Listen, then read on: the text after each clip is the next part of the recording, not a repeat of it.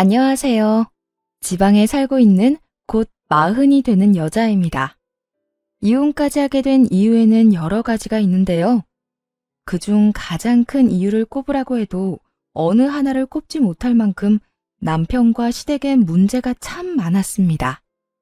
애초에 그런 인간이라는 것과 그런 집안이란 걸 알았더라면 결혼을 하지 않았을 텐데요.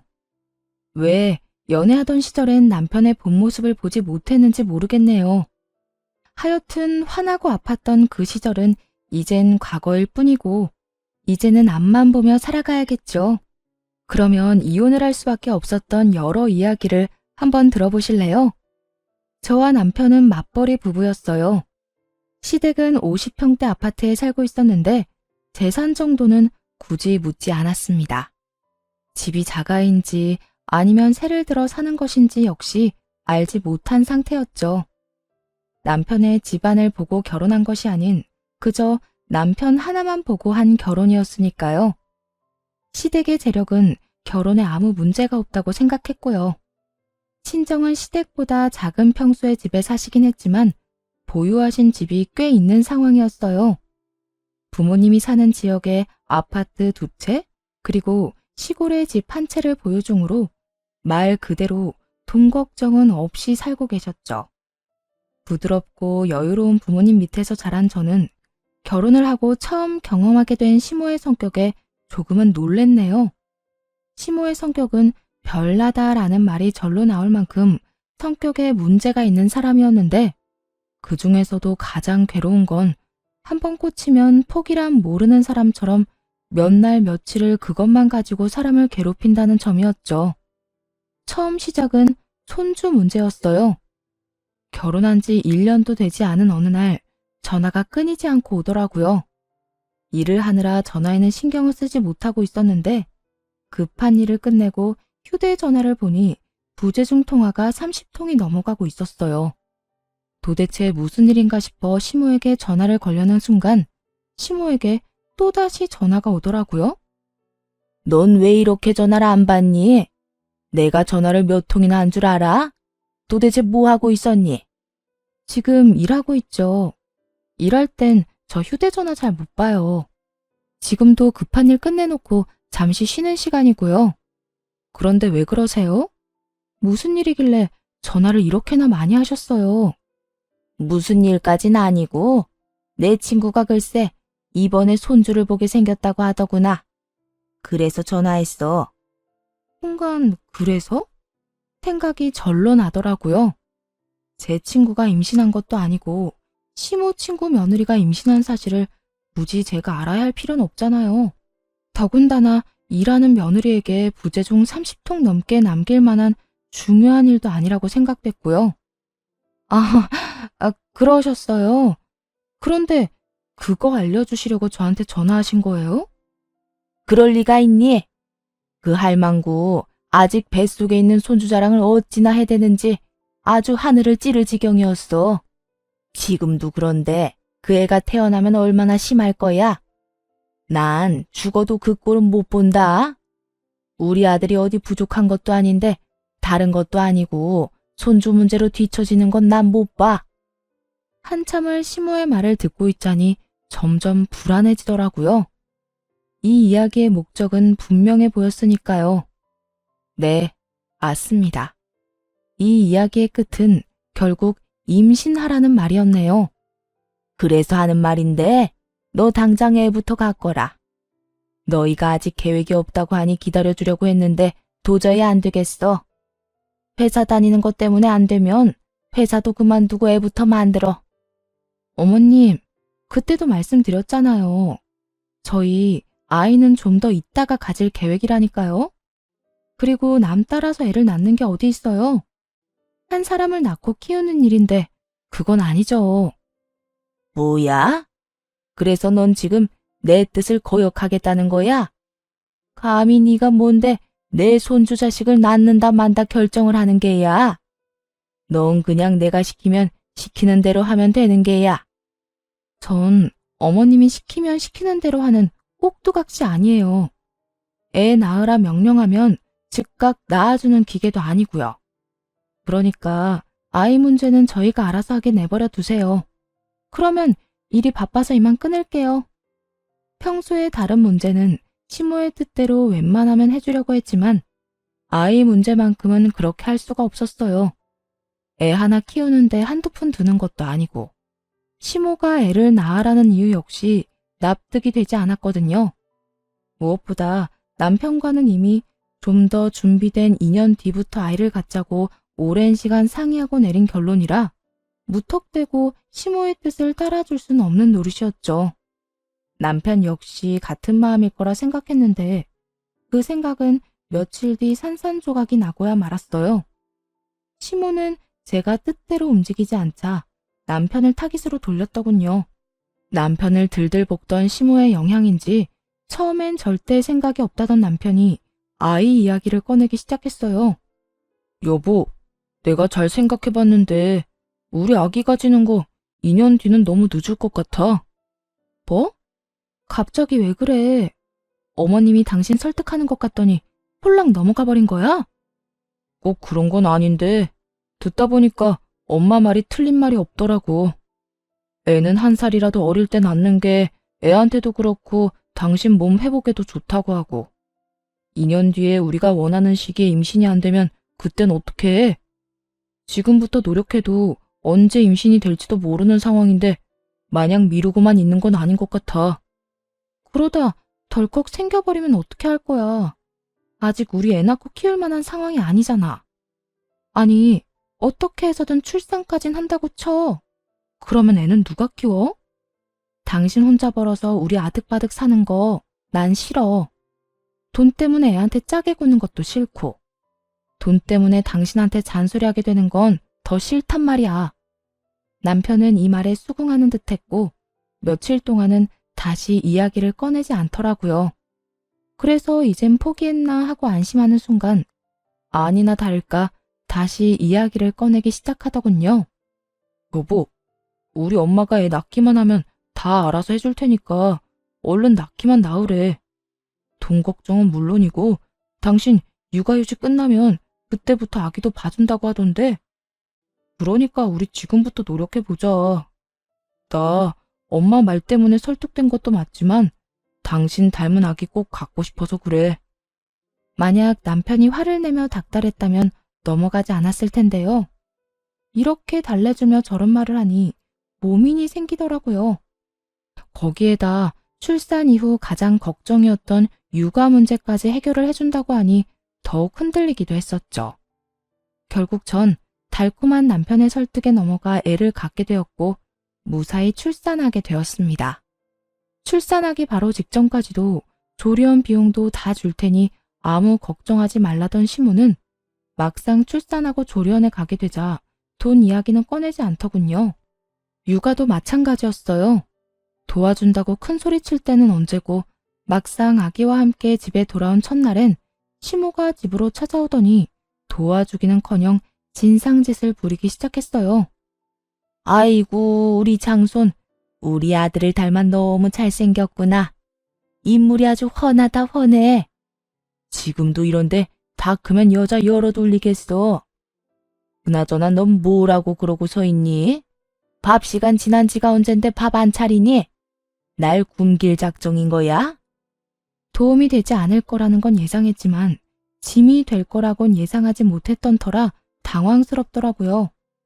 아이가 생각보다 더 우량하라 제왕절개했고 이제 조리원에서 나와 집에 도착한 사람에게 밥까지 차리라고 할 거란 걸 누가 상상이나 했겠어요.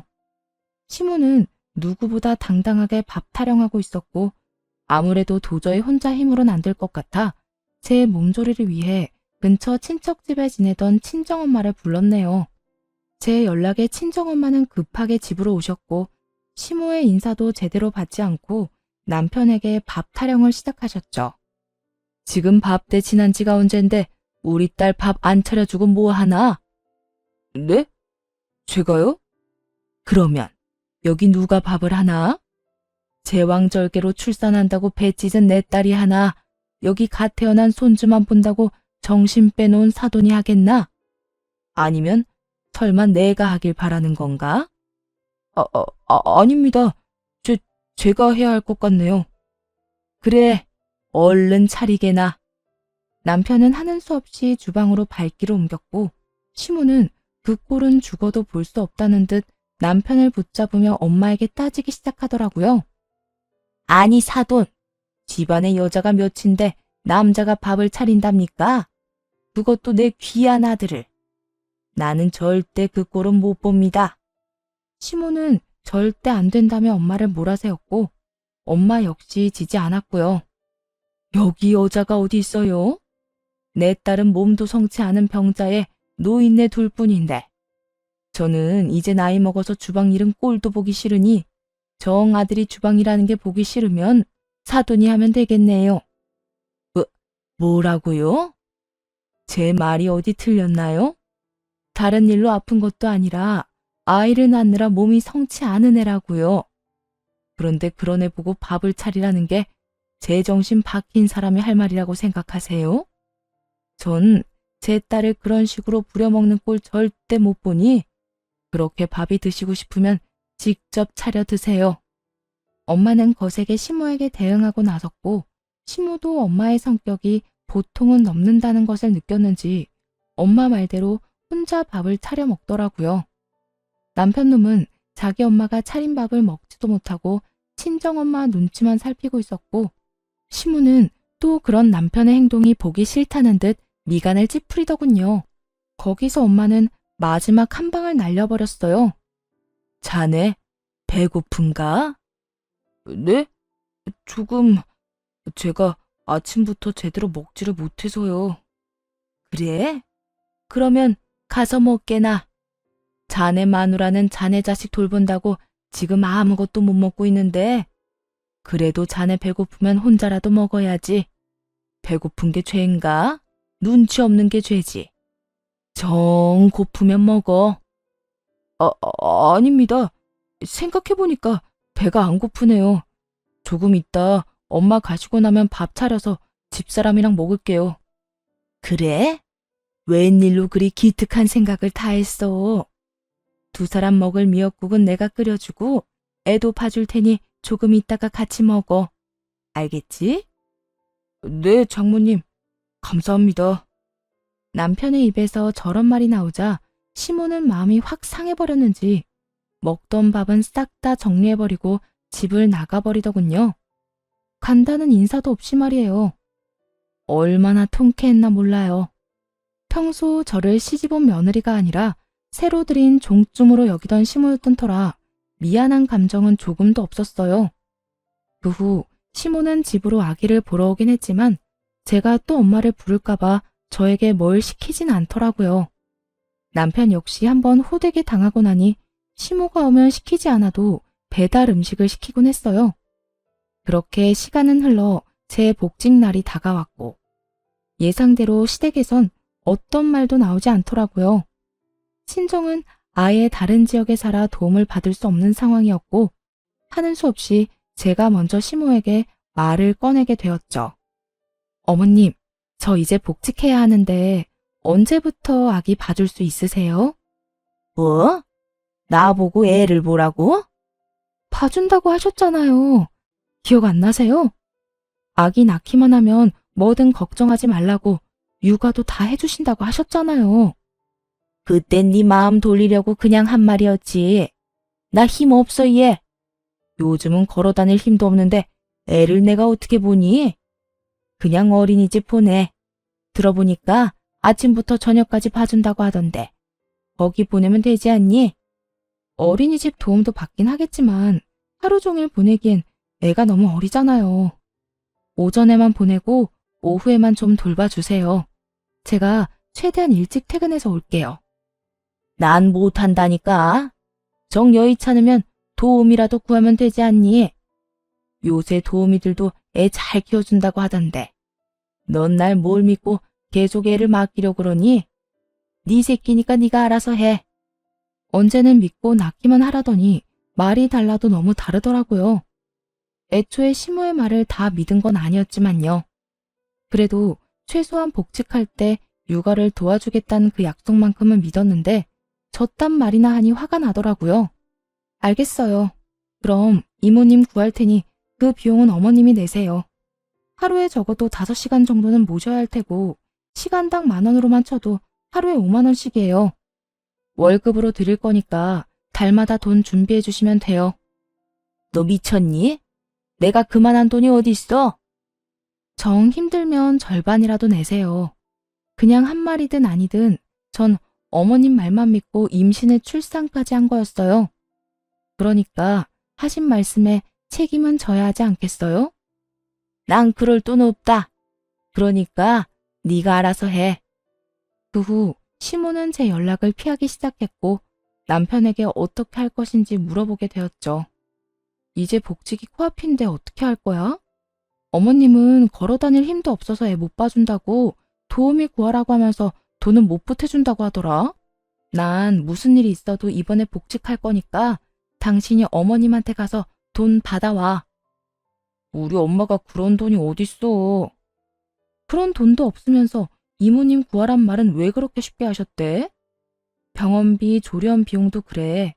그렇게 큰 소리 치더니 결국 하나도 해결 안 해주시고 육아도 다 해주실 것처럼 말해놓고선 그냥 안 된다는 것도 아니고 절대 안 한다고 하는 게 말이나 돼?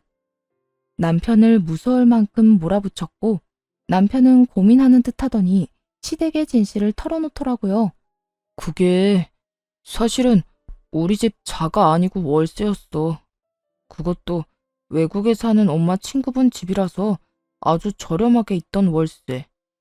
그런데 이번에 그 친구분 아들이 결혼한다나 봐. 그래서 급하게 집을 빼줘야 하는데 이사 비용부터 집 구하는 것까지 돈이 많이 들어서 당신한테 줄 돈이 없어.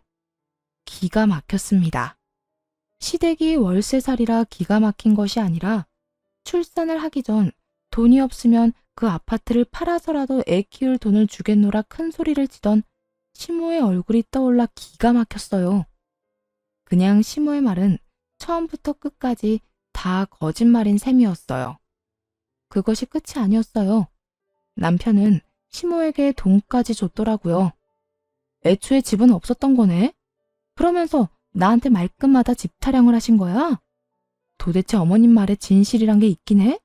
어떻게 다른 사람도 아니고 나한테까지 그런 거짓말을 할 수가 있어? 굳이 거짓말을 하려고 한 건 아니었을 거야. 그냥 말을 하다가 보니까 그런 말이 나온 거지. 하여튼 그런 줄 알고 엄마한테 돈 달라는 말 하지 마. 오죽 없었으면 이사 비용도 내가 빌려줬다고. 뭐? 이미 이사도 했고 그 비용도 당신이 준 거야? 왜 그걸 나한테 말을 안 해? 어머님 짐도 많아서 꽤 큰 돈 들어갔을 텐데 그 돈을 나하고는 상의도 안 하고 그냥 줬단 말이야? 그냥 준 게 아니라 빌려줬다니까. 그게 그냥 준 거랑 뭐가 달라? 빌려줬다고 한들 돌려주면 받기나 할 거야? 아니, 돌려주시긴 한데? 내가 진짜 화나는 게 뭔지 알아? 당신이 나랑 상의 한마디를 안 했다는 거야. 이런 일은 나랑 상의 정도는 했어야지. 아, 진짜 적당히 좀 해. 내가 번 돈으로 우리 엄마 좀 도와주겠다는데 그것도 당신이랑 상의해야 해? 그까짓 몇백만 원 큰 돈도 아닌데 상의는 무슨 상의야? 이 말을 듣는데 그렇게 섭섭할 수가 없더라고요. 물론 시모의 일이니 남편도 안 나설 수가 없는 상황일 테고 여러 문제로 남편도 예민해져 있단 거 이해합니다. 그런데 저런 식으로 말할 필요까진 없지 않나요? 굳이 남편은 고르고 골라 제가 상처받고 화날 만한 말들로 쏘아붙이더라고요. 어떻게 그렇게 말할 수가 있어? 우리 이제 한 생명을 책임져야 하는 사람들이야. 이런 것도 상의 안 하고 너는 너대로 나는 나대로 살면 도대체 어쩌자는 건데? 그리고 몇백이 작아? 우리 한 달 생활비보다 많은 돈이야. 그러면 내가 그 돈도 주지 말고 우리 엄마 힘들게 만들어야 했어? 왜 계속 같은 말을 하게 만들어? 내가 말했지. 도움을 준 것 자체가 화가 나는 게 아니라고. 상의 정도는 해야 했다는 말이잖아. 그런데 당신 뭐라고 그랬어? 내 돈 내가 쓴다고? 그게 나한테 할 말이야? 아, 몰라. 난 틀린 말 했다고 생각 안 하고 앞으로도 이렇게 할 거니까 당신도 복직해서 돈 벌면 알아서 써. 나도 신경 안 쓸 테니까. 그 복직은 할 수 있을까 싶긴 하지만 말이야. 그 순간 어떤 생각이 들었는지 아세요? 제가 이러려고 애를 낳았나 하는 생각이 들었네요. 저를 설득하려 무슨 말이든 해야 했다고는 치지만 이건 해도 해도 너무한다는 생각밖에 들지 않더라고요. 거기에다 복직을 못할 거라 확신하는 남편의 말은 더욱 큰 상처로 다가왔고요. 고민은 깊어졌고 때마침 연락을 해온 엄마와 이런 문제들을 상의하게 되었어요. 몸도 마음도 힘든데 기댈 곳이 없으니 엄마에게 기대게 되더라고요. 너 복직할 때 다 돼가지 않니? 시댁에선 약속대로 우리 손주 봐주신대. 그렇지 않아도 그것 때문에 요새 생각이 많아. 어머님은 거동도 힘들다고 애는 절대 못 봐준다고 하고 남편은 남편대로 내 돈은 내 마음대로 쓸 거니 상관 말라 하고 이대로 가다간 그나마 모은 돈도 뺐어야 할 텐데 그 돈마저 다 쓰고 나면 남편한테 생활비 달라고 애걸복걸하면서 살게 생겼어 엄마. 그렇다고 저 어린애를 어린이집에 온종일 맡길 수도 없고 어떻게 해야 하나 고민이야. 넌 그런 고민이 있으면 진작 엄마 아빠한테 연락을 했어야지. 내가 아무래도 네 시어머니가 그렇게 나올 것 같아서 연락한 거야. 기다려. 아빠랑 상의해서 이 엄마가 어떻게 해서든 너 도와줄게. 그렇게 전화를 끊어버린 엄마는 곧장 살던 집을 팔아버리고 아빠와 함께 저희 집 근처로 이사를 오시더군요. 너무나도 죄송했고 그만큼 너무나도 감사한 상황이었죠. 그렇게 부모님이 빠르게 움직여주셨지만 이미 복직 시기는 지나버렸고 우겨서 복직을 하기에도 애매한 상황이었어요. 그렇다고 이대로 주저앉기엔 남편의 행동이 너무 얄미웠네요. 아이에게 들어가는 돈 말고 제가 쓸 돈까지 구걸하고 싶지도 않았고요. 그래서 고민 끝에 사업을 시작하기로 했어요. 원래 직업이 광고 관련 일이었는데 퇴직금 중 일부로 사무실을 얻어 1인 사업을 시작한 것이었죠. 1인 사업을 시작한다고 했을 때 남편이 했던 말이 아직도 잊혀지지가 않네요. 사무실은 다 정리했냐? 내일부터 정식 오픈이야. 광고는 어제부터 나가고 있고. 왜? 갑자기 관심이 생겨? 아니, 얼마 만에 망하고 올려나 구경이나 하려고 그러지. 1인 사업이 어디 쉬운 줄 알아? 괜히 월세나 까먹고 나한테 도와달라고 하지나 마. 난 우리 엄마 도와준다고 돈 없으니까. 응원은 못해줄 망정 얼마나 무시하는지 그 덕에 일을 바득바득 갈게 된 계기가 되더군요. 이때부터였던 것 같아요. 처음 남편의 실체를 알게 되었을 땐 아기가 어려 이혼 생각도 하지 않았었는데 사업장을 내면서부터는 이혼도 함께 고민하게 되더라고요. 능력만 된다면, 그래서 아이만 혼자 키울 수 있다면 굳이 저딴 인간과 함께 살지 않아도 된다고 생각이 들어서요. 그렇게 여러 이유로 참 열심히 일했습니다. 처음엔 물론 힘들었어요. 이 일에 대해서는 누구보다 잘 알고 잘할 수 있다고 자부했지만 사업을 이끌어간다는 건 생각보다 많이 힘든 일이더라고요. 하지만 한둘씩 의뢰가 들어왔고 무엇보다 원래 저와 일하던 거래처분들의 도움을 얻어 점점 상황은 나아지기 시작했어요.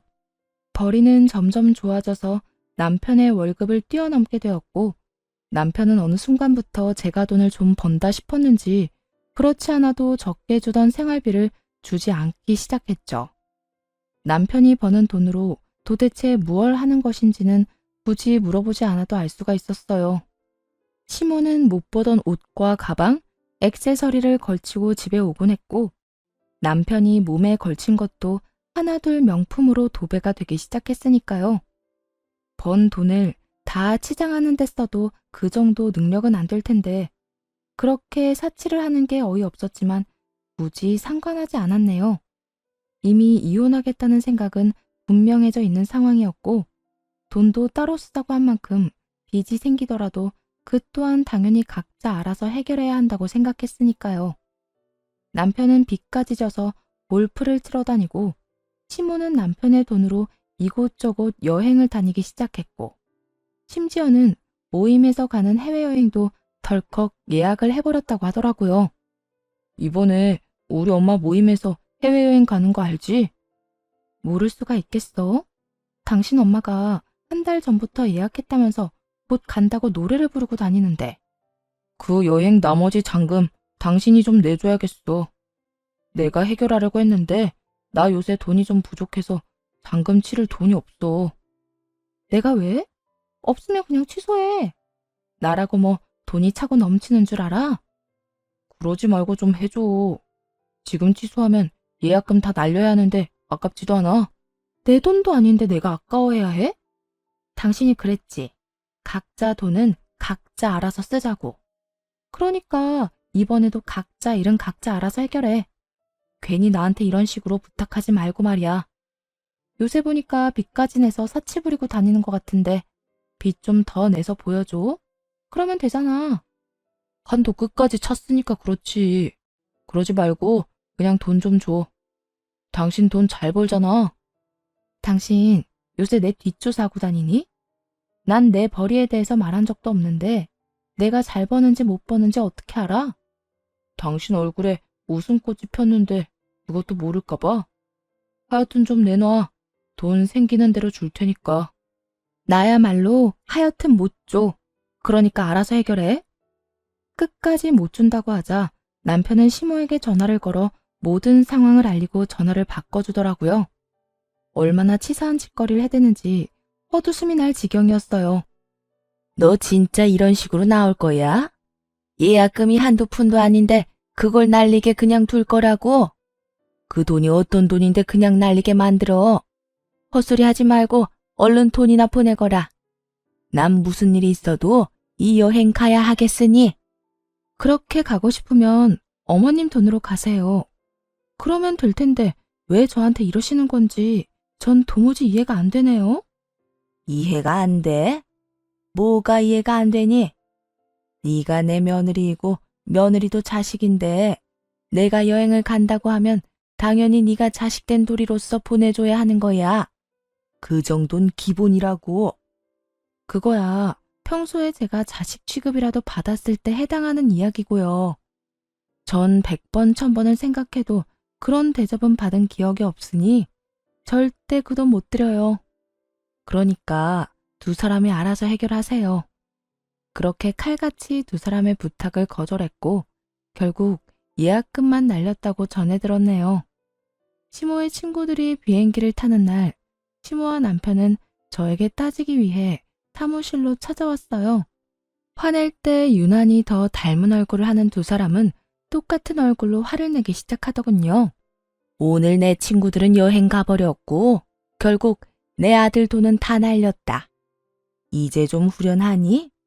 이제 좀 네 마음이 통쾌해? 어떻게 돼 내가 돈 아까운 줄 모르니? 너 때문에 허공에 그 큰 돈을 날려버렸다고. 돈 아까운 줄 아니까 안 준 거예요. 어머님 아들이 내 돈은 내 돈, 네 돈은 네 돈이라면서 제가 땡전 한 푼 못 벌 때 통보했는데 못 들었나 봐요? 그거야 그거고 이건 이거지. 아무리 돈 관리를 따로 한다고 해도 어떻게 시어머니 여행 경비마저 안 주는 게 어디 있어?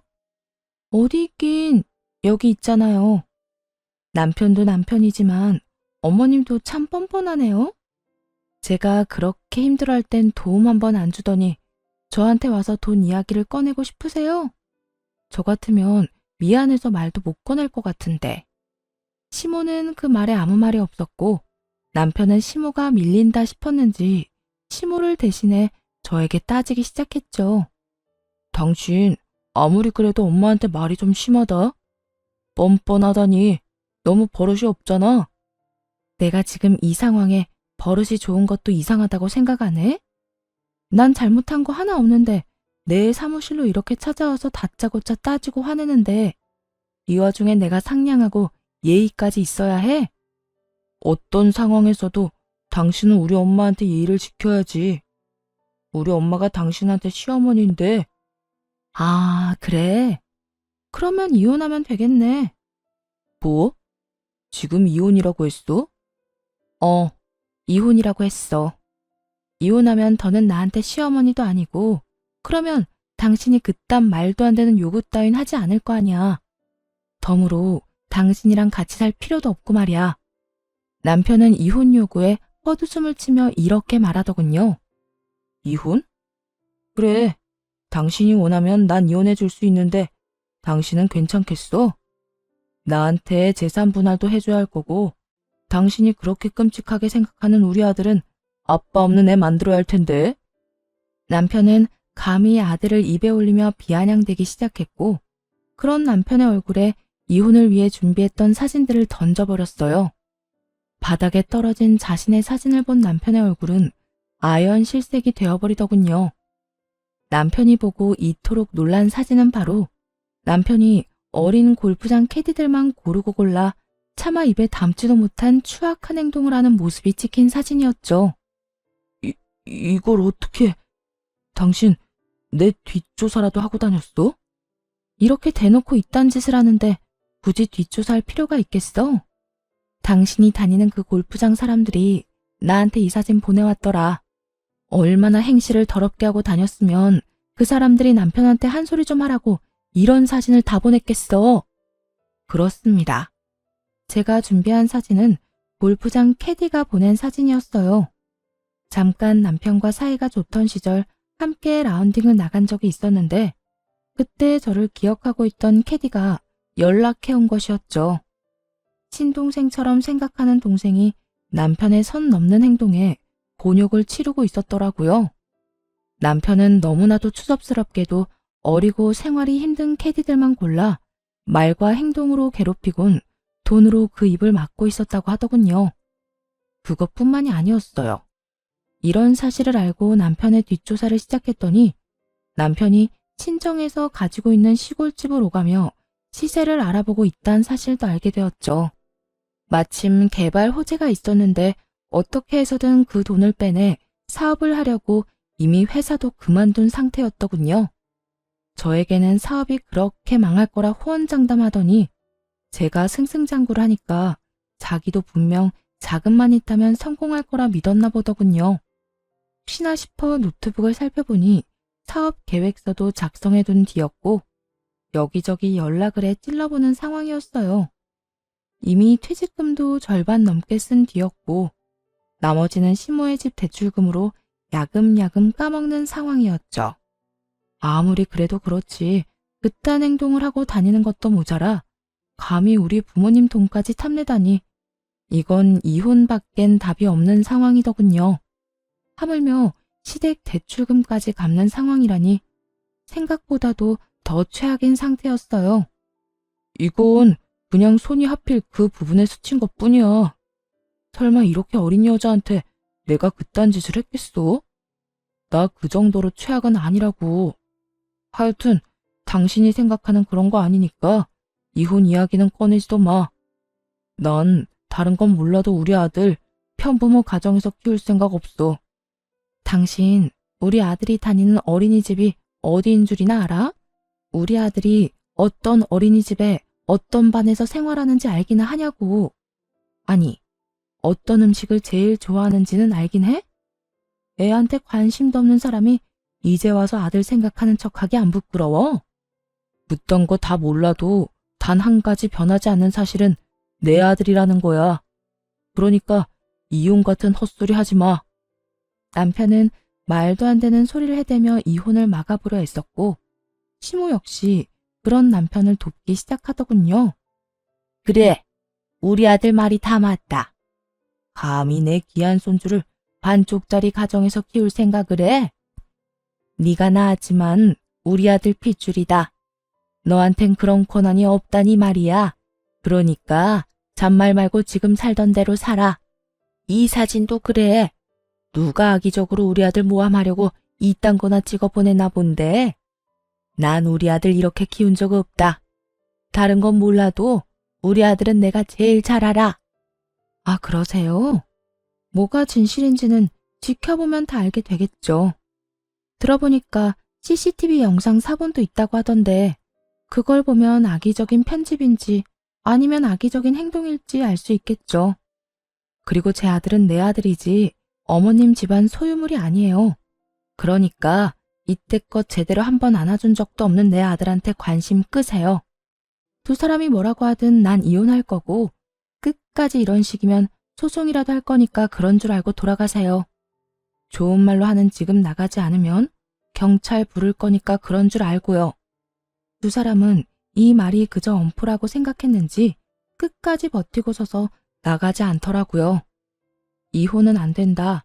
네가 뭔데 이혼 이야기를 먼저 꺼내냐는 둥. 막말을 쏟아내는 두 사람을 깡그리 무시하곤 경찰에 신고해버렸네요. 경찰차 소리가 들려오자 두 사람은 그제야 도망치듯 사무실을 나갔고요. 그 후 이혼 소장을 내며 이혼은 진행되었고 남편은 끈질기게 재산 분할에 집착하더군요. 하지만 남편이 출산 이후 가정에 소홀하고 생활비를 주지 않은 점, 월급뿐 아니라 빚까지 내서 시댁을 도와준 점, 골프장 캐디와 있었던 일까지 더해져 이혼은 저의 승소로 끝이 났습니다. 재산 분할도 거의 없는 것과 마찬가지의 결과가 나왔어요. 물론 아들도 제가 키우기로 결정이 떨어졌고요. 하지만 물론 이혼이 복수의 끝은 아니었죠. 전 남편과 전 시모에게 받은 위자료를 전 남편에게 당한 캐디들이 고소하는 과정에 조금 투자도 해주었어요. 전 남편의 인생은 롤러코스터를 타고 나락으로 떨어지기 시작했고 마지막까지도 아낌없이 제 욕을 하던 전 시모는 그때서야 찾아와서 울고 불고 빌기 시작하더라고요. 하준이 어미야, 제발 하준이 아비 좀 살려다오. 저러다가 진짜 큰일 나게 생겼어. 너도 하준이 아빠라는 사람이 깜빵 가는 건 싫지 않니? 하준이가 자라서 이 사실을 알면 뭐라고 하겠어? 분명 자기 아빠 깜빵 넣은 사람이 너라고 원망할 텐데 너 후회하지 않겠니? 헛웃음은 이런 상황이 나오는구나 싶었어요. 하필 설득하는 무기로 제 아들을 쓰다니 한참이나 잘못된 파악이었죠. 힘이 없어서 거동도 힘들다고 애 한 번 안아준 적 없는 사람은 내 아들한테 관심 끄라고 했을 텐데요. 그땐 정말 내 몸이 안 좋았어. 내가 오죽했으면 귀한 내 손주 마음껏 안아주지도 못했을까. 귀한 손주 안아줄 힘은 없어도 백화점 다니면서 아들 돈 쓸 힘은 있었나 보네요. 왜? 백화점 다닐 때는 휠체어라도 타고 다녔어요? 그렇지 않고서야 지금 말이랑 그때 행동이 너무 앞뒤가 안 맞잖아요. 그래. 나 애 한 번 봐준 적도 없다. 그런데 네 아들은 네가 키워야지 왜 그걸 가지고 트집을 잡니? 너 너무 치사하다고 생각하지 않니? 그런 논리라면 그쪽 아들도 그쪽이 책임져야지 왜 나한테 와서 이러세요? 그리고 그쪽은 저한테 그런 말할 처지가 아니어도 저는 그쪽한테 이런 말할 입장이 되죠. 제가 아직 아이를 낳기는 싫다고 그렇게 거부할 때는 낳기만 낳으면 다 해준다고 했던 사람이 다름 아닌 그쪽이에요. 다른 사람이 억지로 시킨 말도 아니고 본인 스스로 뱉은 말인데 단 한 번도 지킨 적이 없잖아요. 그러니까 이제 와서 손주라는 둥 내 아들 이름 입에도 올리지 마세요. 내가 오죽하면 이러겠어. 오죽 급했으면. 나도 내 아들도 너한테 다 잘못한 거 인정할 테니까 제발 내 아들 좀 도와줘. 들어보니까 네가 그 아가씨들 도와주고 있다던데 네가 설득하면 그냥 용서해주고 넘길 수도 있지 않니? 많은 거 바라지도 않아. 그냥 만나서 우리 아들 용서해달라고 말이라도 좀 해주려무나. 그 하나를 바란다는 게 지나치게 많은 걸 바라는 거예요. 저는요, 절대 그 아가씨들한테 용서해줘라, 없던 일로 덮고 넘어가라, 이딴 쉰소리 하고 싶지도 않아요. 그럴 생각도 없고요. 본인이 저지른 죄 스스로 다 갚으라고 하세요. 돈으로 갚든 몸으로 갚든 말이에요. 전 시모는 자신의 말이 씨알도 먹히지 않을 것 같아 보이자 눈물을 다 닦아내더니 저를 노려보며 겁을 주기 시작하더라고요. 그건 먹힐 거라 생각했는지 멍청하기 짝이 없는 대처법이었죠. 너 계속 이런 식으로 나오면 내가 하준이한테 다 말할 수밖에 없다. 하준이가 어느 정도 자라고 나면 네 아빠 인생 망하게 한 사람이 다름 아닌 네 엄마라고 다 말해버릴 거라고. 너 진짜 잘 생각해야 한다. 엄마 아빠가 이혼한 건 둘째치고 남자애한테 아빠가 얼마나 큰 존재인데. 그런 아빠가 망하면 애도 애지만 너라고 기분이 좋을 것 같아? 막상 망하고 나면 너도 기분이 좋지만은 않을 거라고. 그러니까 내가 이렇게 고개 숙이고 부탁할 때 내 아들 살려내란 말이야. 진짜 큰 착각을 하는가 본데 난 애 아빠든 말든 망하는 꼴 보고 싶어서 이러는 거예요. 그러면 내 기분이 엄청 좋을 것 같아서요. 그러니까 괜히 애 먼 사람 붙잡고 시간 낭비 그만합시다. 네? 이 말에 화가 머리끝까지 난 전시모는 저를 향해 손을 뻗어보려 애썼지만 소용없는 짓이었죠.